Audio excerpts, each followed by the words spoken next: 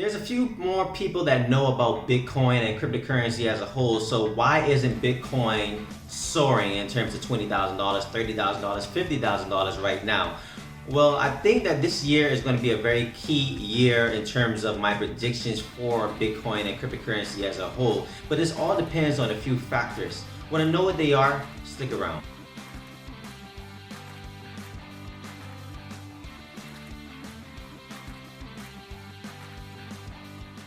What's up, Cryptoland? It's Black Crypto bringing you another cryptocurrency video. And like I said before, I want to talk to you about a few different key factors that I think needs to happen for Bitcoin and cryptocurrency as a whole to start growing in this year. These are my predictions on what I think is going to happen or what I think needs to happen for 2020 for this space. Now, one of these key factors that I think is going to happen this year has to do with governmental regularization.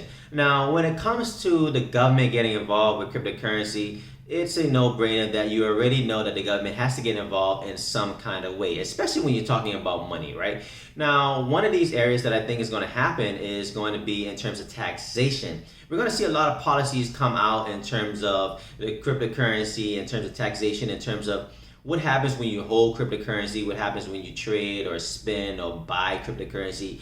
How is this going to be taxed, right? Now, this is something that you have to worry about in terms of your income or in terms of assets that you hold right now in the real world.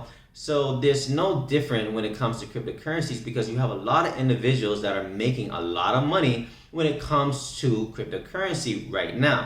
So the government, I think, is definitely going to start stepping in terms of the way that we are going to have to start filing our taxes. They're already starting to do this in terms of the SEC, in terms of the United States, the IRS, for instance, is doing a lot of policies with that. The SEC is doing a lot of policies when it comes to fundraising and companies and different things like that in terms of how they regulate money in those sectors as well. So we're going to start seeing a lot more having to do with that in terms of a lot more clarity in terms of taxation, hopefully this year in 2020. Another area like I'm talking about in terms of fundraising is, in the past, we've seen a lot of people try to do a lot of fundraising when it comes to companies, for instance, ICOs, for instance, in terms of the alt markets and different things like that. And we saw a lot of scams. So one of the ways that the government, I think, is going to start regulating that is going to start bringing out different regulations in terms of how people are going to be able to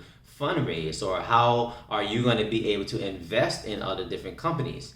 In the past, we had to be an accredited investor in order to invest in different companies. This is changing now in terms of how you and I invest in companies because it's starting to become a lot more easier for individuals to start investing, whether it's in stocks, whether it's in cryptocurrency, whether it's in startups. Now you're going to start seeing the regulations come about where, hey, this is how you're going to be able to start investing in companies and this is what to expect. But at the same time, we're going to have safeguards that's going to come up to help protect investors in terms of the markets, in terms of investing. Another area in terms of where we're going to start seeing this regularization is in terms of the futures market. Now, the futures market is a very big part of this market where in terms of, for instance, stocks markets, right? It's going to be a comparison to that with the cryptocurrency regularization as well. In terms of how you speculate on the price of Bitcoin in the future, whether you want to go high or whether you want to short it, you're going to start seeing a lot of regularizations in terms of this because where it comes to money, you start to see, for instance, Wall Street, right? You start to see a lot of people making a lot of money. So the government not only wants to have their hand in this, but they want to also make sure to protect those individuals and protect those different specific markets when it comes to raising money, for instance, right?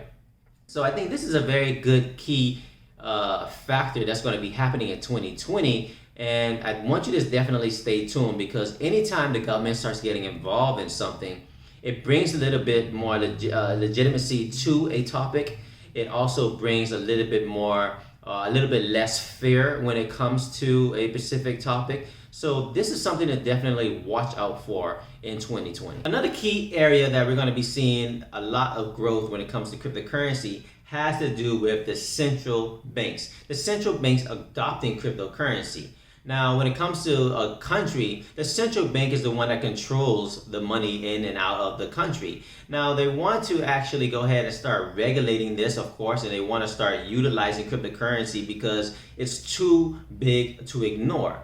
Another reason why they want to do this is because a lot of countries now are starting to switch to a cashless society. We're starting to see this with Sweden. We're starting to see this with China also, in terms of people not even willing to accept cash. They started to use apps a whole lot more. So you're going to start seeing hopefully this adoption grow a lot more when it comes to cryptocurrency and it comes to a country right down to the root. When it comes to money, money is too expensive to produce. You have to print the money, you have to mint coins, and this is a big cost. And when it comes to any kind of organization, you want to cut costs. So you're going to start seeing a lot of countries starting to cut costs as they start to reduce the dependency on physical cash.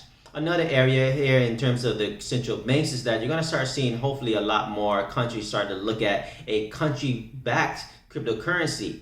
For instance, with the US, you have the US dollar, but what if you had a US-based cryptocurrency that you can start spending and start using as well? So this is one of the areas that I think we're going to start seeing a lot more countries talk about in 2020 in terms of how the central banks are going to start adopting cryptocurrency. Now, the third factor that I think is going to be one that you're going to have to pay attention to is upgrades, right? We're going to see a lot of upgrades coming up this year when it comes to Bitcoin as a whole. I've talked about it in previous videos in terms of upgrades that I think are going to be happening this year. For instance, the Lightning Network. The Lightning Network allows cryptocurrency payments to be made in terms of micro payments, very small increments with very low fees and faster transactions. And I think this is one of the areas that we're going to start seeing in terms of upgrades when it comes to Bitcoin. Not only with Bitcoin, you're going to start seeing it with a lot of other different altcoins. For instance, Ethereum. Ethereum has already proposed the Ethereum 2.0 with a series of upgrades that's going to be happening this year in terms of their consensus algorithm going from proof of work to proof of stake. They're also introducing sharding, and it's going to be a lot more faster, a lot more secure. Different things like that is going to be happening with that, although it's still a work in progress. Now, we're going to be seeing hopefully a lot of these upgrades, which are going to make, the Bitcoin network, for instance, a lot more user friendly. And this is something that we all need for the growth of Bitcoin. We all know in 2017, when we reached that high peak in terms of the price going all the way up to almost $20,000, one of the reasons why it crashed is because the upgrades did not happen that needed to support the scaling of the cryptocurrency being bombarded with so many people at the same time.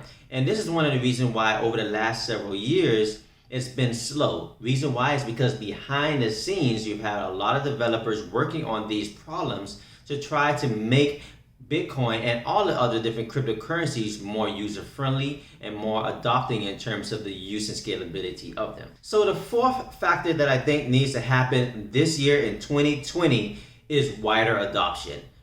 I think in order for Bitcoin to grow as a whole and cryptocurrency and the space of cryptocurrency to grow, we need wider adoption, not only from the government, but from you and me. That means people need to start utilizing cryptocurrencies a whole lot more, whether that's buying cryptocurrency or going out there and actually spending cryptocurrency in a store or spending it online and start utilizing it. The more we use it, the more secure the network gets and the more people starts to get involved in understanding what cryptocurrency is and how to actually use it. Other areas of wider adoption has to do with institutional investors.